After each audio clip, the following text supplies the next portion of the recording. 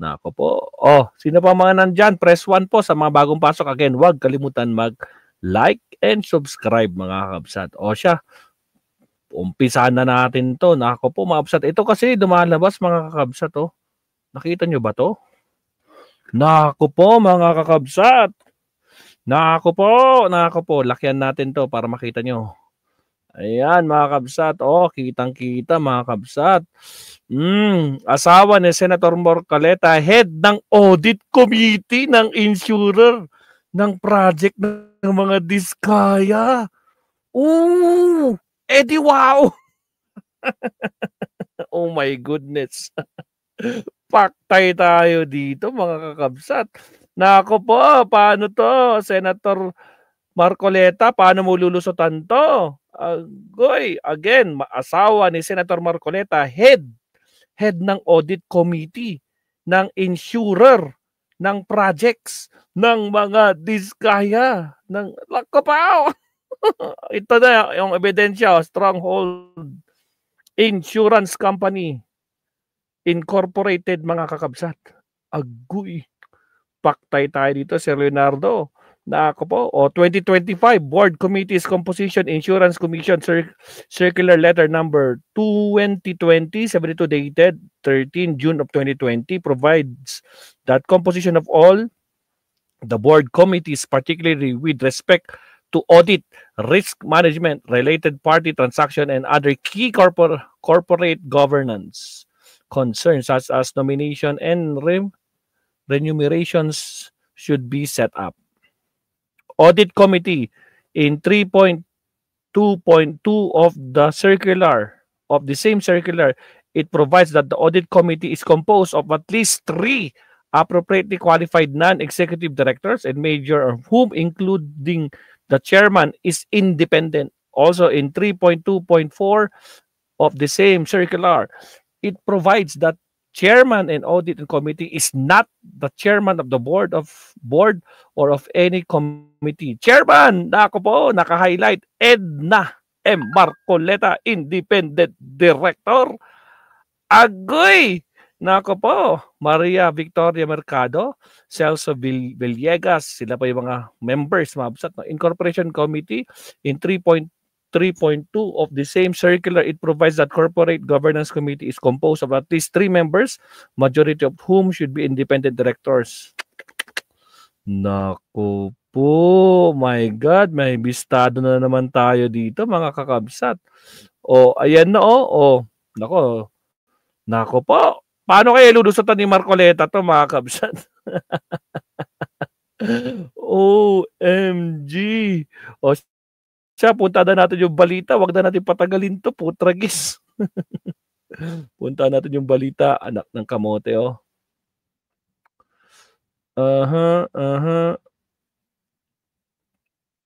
Grabe, mga kabsat. Nako po. Yan, mga kabsat. Ano to? Just in. Sabi dito ni Ka-David. Marcoleta, not safe. Nalaman na isa sa mga insurer sa mga ghost project ng Diskaya at yung mga kumpanya ng asawa ni Marcoleta. G. Kaya pala kahol ng kahol para sa mga Diskaya kapag sumabit ang Diskaya at siningil ng gobyerno, dali yung insurance company ng asawa. Ayun lang, insurer. That's facts. Paktay tayo dyan. Nako po. Punta na natin. Ito na yung video mga kabsat. Nako po. Wag natin patagalin to. Here we go. Patay tayo dyan, Sir Leonardo. Marcoleta, paano mo lulusutan to? Kaya naman pala. Nako po. Again guys, sa mga bagong pasok, huwag kalimutan mag-like and subscribe. Bakit naging si Rocky to? Wait lang. Mali. Tingnan natin dito. Asawa ni Marcoleta. Dito yun eh. Dito. Asawa ni Marcoleta. Nakapaw. Nabisto ang koneksyon ng asawa. Isa pa. Lights, camera, action. Nabisto ang koneksyon ng asawa ni Senador Rodante Marcoleta sa insurance company ng mag-asawang Curly at Sara Diskaya, ang naturang insurance agency Kabilang pa sa top 10 insurance company sa bansa. Wow! Narito ang Agenda Weekend Report ni Hannah T. Top 10 insurance company sa buong bansa. Konektado ang asawa ni Sergio Rodante Marcoleta sa mga insurance na ginamit ng mga diskaya. Ipaktay tayo. Kaya naman pala, Sir Leonardo, MC05, Elvira G, Deo Marte, kaya naman pala. Naspak manan, Scramble, naspak manan, Sir Leonardo, Ara Mendoza, kaya naman pala. Hindi lang konektado, insured na talaga. My goodness. Kaya naman pala. Nakapaw. Batay sa notarized acknowledgement na nakalap ng Bilyonaryo News Channel, personal na humarap noong 2022 ang kontratistang si Sara Diskaya at ang regional manager ng Stronghold Insurance para sa isang bond obligation ng kumpanya. Nakalista mismo sa Board of Directors ng Stronghold Insurance si Mrs. Edna Marcoleta, asawa ng senador. Sa 2025 committee composition ng kumpanya, chairman siya ng audit committee at miyembro ng corporate governance at related party transactions. Kabilang din si Edna Marcoleta sa 2023 Board of Directors ng Milestone Guarantee and Assurance Corporation. Elected siya bilang non-executive director noong 2016. Nakalagay din sa records ng kumpanya ang kanyang affiliation sa Congressional Spouses Foundation Incorporated noong panahong kongresista pa si Marcoleta sa Sagip Party List. Ay, matagal na pala. Milestone Guarantee and Assurance Corporation ang naglabas ng retention money bond noong 2024 na nagkakahalaga ng 19.29 million para sa elite general contractor, kumpanya ng mga diskaya. Ang bond ay kaugnay ng flood mitigation maintenance at construction ng road dike sa mag-asawang Tubig River, Sitio Dique sa Nauhan Oriental, Mindoro na may kabuang halaga ng 192.9 million. Ang parehong project ang pinuntahan ng team ni Senate President Pro Tempore Panfilo Lacson na completed naman sa DPWH website pero wala namang makikita on the ground. Nasaan ang halos 193 million na pondo sa Sitio Dique noong 2024? Eksakto ang lokasyon na aming pinuntahan sapagkat consistent ito sa coordinates na nakalathala sa DPWH at sa sumbong sa Pangulo website. Guni-guni o guni-guni?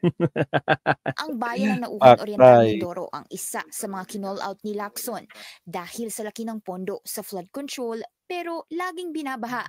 May ilan pang di umano'y Agila projects sa Nauhan na galing sa congressional insertions. Ang Agila ang isa sa initiatives ni Oriental Mindoro Representative Arnan Panaligan. Nahugot daw ang mga ito sa unprogrammed funds na hindi naman dapat madaling ma-access ng mga kongresista. Kung saan may multimillion projects, dumadapo ang Agila. Agoy. Pero lubog pa rin sa baha ang nadadapuan ng Agila. Yun lang. Di bale, insured naman siya. Senping. Insured naman sila. Ganun lang yun. So, wala pa ring lugi, di ba? Scramble. Sir Leonardo, naspak manan. Una nang itinanggi ni Panaligan ang involvement sa mga implementasyon sa maanumalyang proyekto sa lalawigan. Spotted si Panaligan noong 2024 sa isang ribbon-cutting ceremony ng Stronghold Insurance sa Mindoro, saan nag-expand ang kanilang branch. Matatanda ang nagtalo na noon sina Lacson at Marcoleta hinggil sa Diskaya couple. Kaya nga, di ba?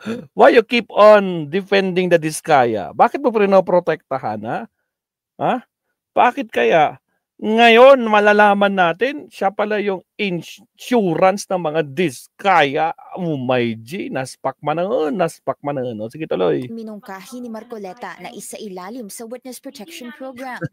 Hindi ito pinirmahan ng DOJ at ng Senate President. Why are so protective? Bakit mo pa pinoprotektahan ang mga Diskaya? Agoy! Dako naman. Iba talaga si Marcoleta, mga kakabsat. Nako, ngayon wala na mga kabsat. Bistado na. Naloko na talaga. Scramble. Nasbak, putragis. I am not protecting them. Mabuti sinabi mo yan, Mr. Chair. Buti sinabi mo, eto, lumabas na ngayon yung baho. Sumingaw ang tinatago. Putragis. Ako po, ang sakit dito. Pinirmahan ng Patay DOJ ka at ng dito. Senate President. Why are you so protected? Why are you so protected? I am not protecting them. Mabuti sinabi mo yan, Mr. Chair. Pwede ba natin i-record ito? Biro mo, ang tapang-tapang. Pwede ba natin i-record to? Pag na-record, tapos biglang lumabas to, patay ka, Marcoleta. Putragis, naloko na talaga. Naku po, ang lakas talaga ng akon nito. Yung yabang niyan, mabsat, no? Talaga naman, oo. May sabit pala. Putragis. Marcoleta, paano mo sasagutin to? O, sagutin mo nga. O, paano mo dedepensahan to? Ha? Yung asawa mo pa lang, ang insurer, ha? Sa mga Paktay tayo dito. Sige, tuloy. Kasalukuyan, no comments si Senador Marcoleta sa tanong kung may conflict of interest ba. Ayun lang, kung may conflict of interest, ayun lang. Siyempre kung sumagot siya, patay na, wala na. Siyempre pag-aaralan niya muna kung paano niya papaikot-ikutin. Naku po, Marcoleta. Paktay ka ngayon. Sige, tuloy. Ang kanyang asawa. Sa ngayon, revoke na ang lisensya ng mga kumpanya ng Discayas. Protected witnesses sila at under evaluation ang paghiling na maging state witnesses. Para sa Agenda Weekend, Hannah Tia, Billionario News Channel. Nabisto ang koneksyon. Patragis si Leonardo, bistado. Wala na, lagot na talaga, Lex Mahazing. No? Lagot na talaga. Kaya naman pala hindi daw need ibalik ang pera. Malulugi ang kumpanya ni Marcoleta. Paktay tayo dyan, MCO5. Tragis to. Grabe mga kabsat. Ibang level to. Elvira G, ibang level. Nako po. O siya mga kabsat. Tragis. Sa mga di pa nag-like dyan, 10 likes pa lang yata tayo. Nandali nga.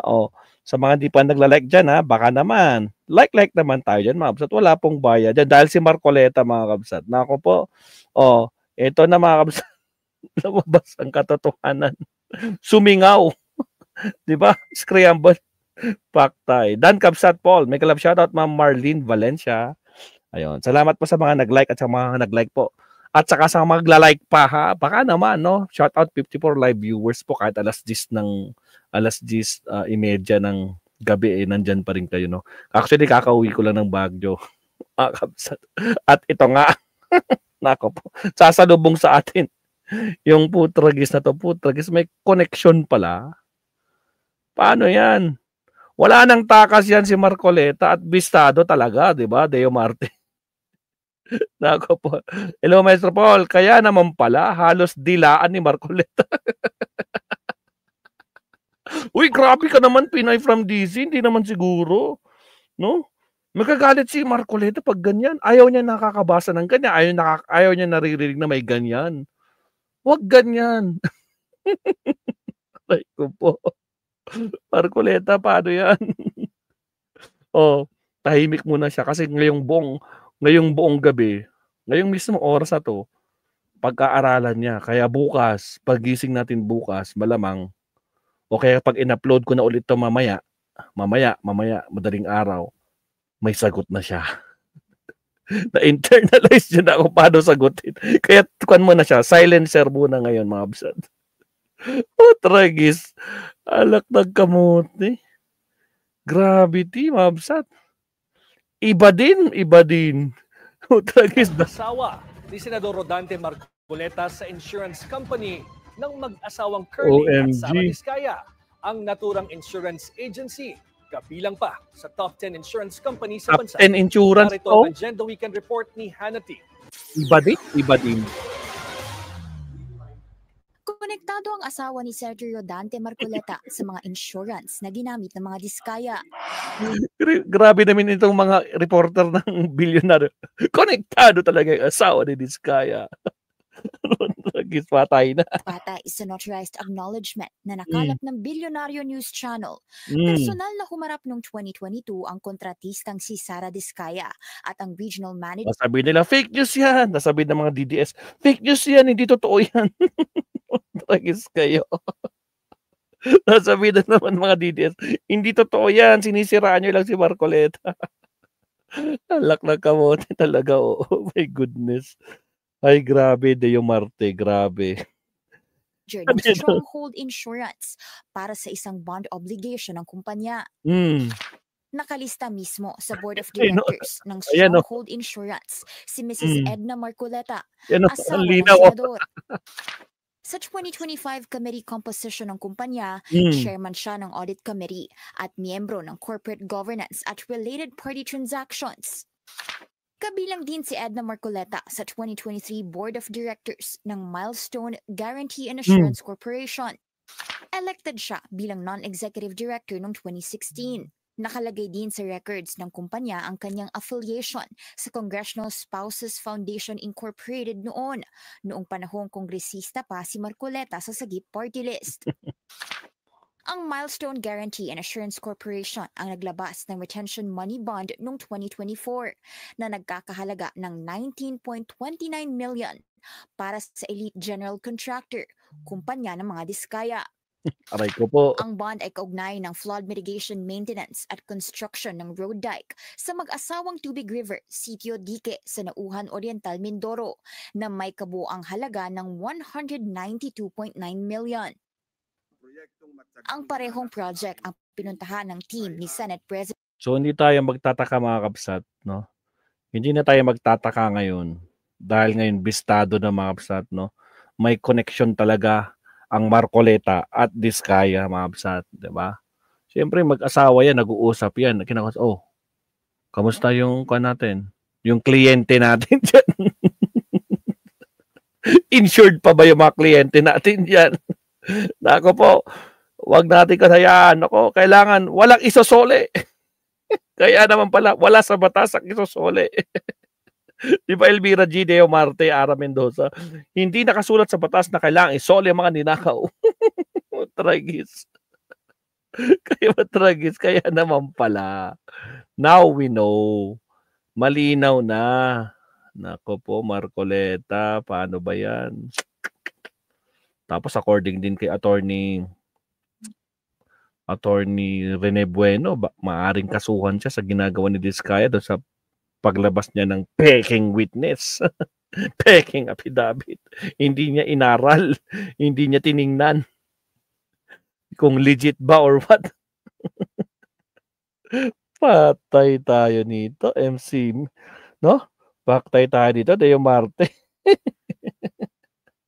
Sakit sa ulo nila to. Naloko na talaga, scramble. Diba? Noong 2016 ba? Yes, tama. Kailan founder yung company to? Yes, tama po. Dapat po ding isoli mo. Hindi nga eh. Hindi yung Marte. According to Marcoleta, wala daw sa batas na isosoli. Lahat ng mga WPP, hindi daw nakasulat sa batas na isosoli mo yung mga ninakaw. Shout out BMB Romy Kabsat. Naspak manun. Good evening Kabsat. Nako po. Ayun lang, nako, Deo Marte, ayaw ni Marcoleta yung mga ganyang words. Galit na galit siya dyan. Sa pag ganyang words, ibang-iba. Iba ng takbo. But anyway, Kabsat, nako po, hintayin natin, mga Kabsat, no, kung ano ang magiging sagot ni Marcoleta dito. Pero for now, OMG, paano mo to ipapaliwanag, Marcoleta? Abangan namin mamaya. Abangan namin mamaya. Sigurado sasagot yan sa kanyang podcast. May podcast siya doon sa doon sa sa Net 25. Tingnan natin kung paano niya sagutin to, no? Alright. Next topic tayo. Mabsat. Agoy, nako po Marcoleta. Good luck sa'yo. Alright, next topic tayo mga kakabsat.